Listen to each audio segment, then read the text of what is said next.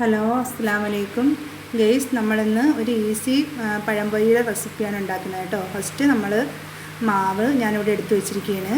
2 cup മാവുണ്ട്. അതിനകത്ത് കുറച്ച് ഉപ്പിടണം. എന്നിട്ട് പിന്നെ കുറച്ച് മഞ്ഞൾപ്പൊടി ഇട്ടതിന് ശേഷം അല്പം സോഡ, പിന്നെ നമ്മൾ അതിനകത്ത് അല്പം പഞ്ചസാര ഇടണം.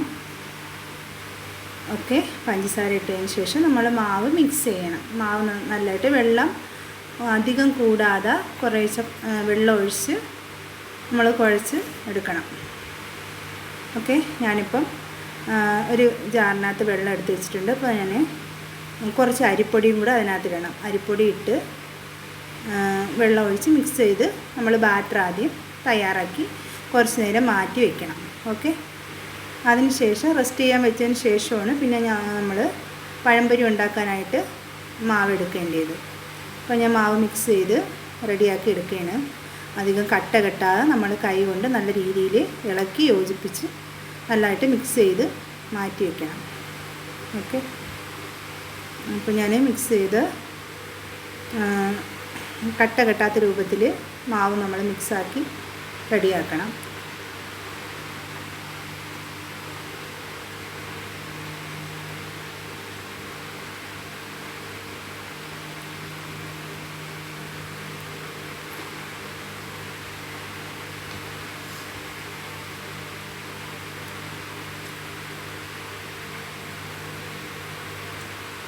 ഓക്കെ, ഇനി നമ്മൾ റെഡിയാക്കിയ മാവ് നമ്മൾ റെസ്റ്റ് ചെയ്യാനായിട്ട് കുറച്ച് നേരം മാറ്റി വയ്ക്കണം. അതിന് ശേഷമാണ് നമ്മൾ പഴംപൊരിക്ക് വേണ്ടി എണ്ണ ചൂടാക്കാനായിട്ട് ചട്ടിയിൽ എണ്ണ ചൂടാക്കാനായിട്ട് വെച്ച് കൊടുക്കുന്നത്.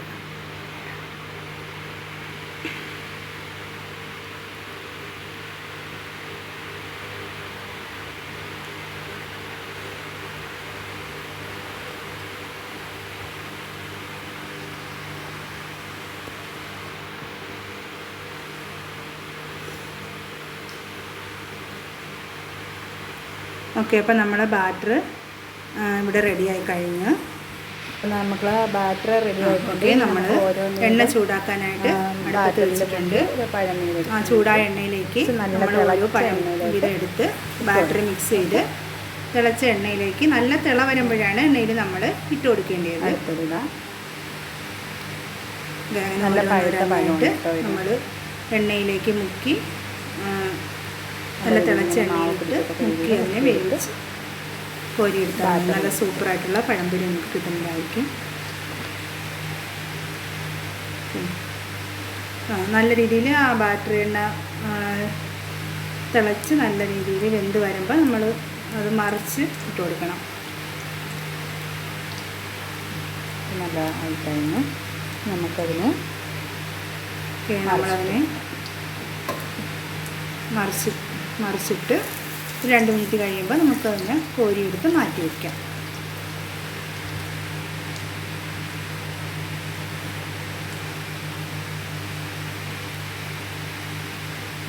ഞാനിവിടെ മൈദയല്ല എടുത്തിരിക്കുന്ന ആട്ടമാവാണ് ബാറ്റർ ശരിയാക്കാനായിട്ട് എടുത്തിട്ടുള്ളത്.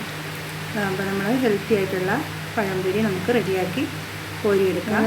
മൈദയൊന്നും ചേർത്തതല്ല, ഞാൻ ഗോതമ്പ് മാവിൽ ആണ് ബാറ്റർ ഉണ്ടാക്കിയത് കേട്ടോ.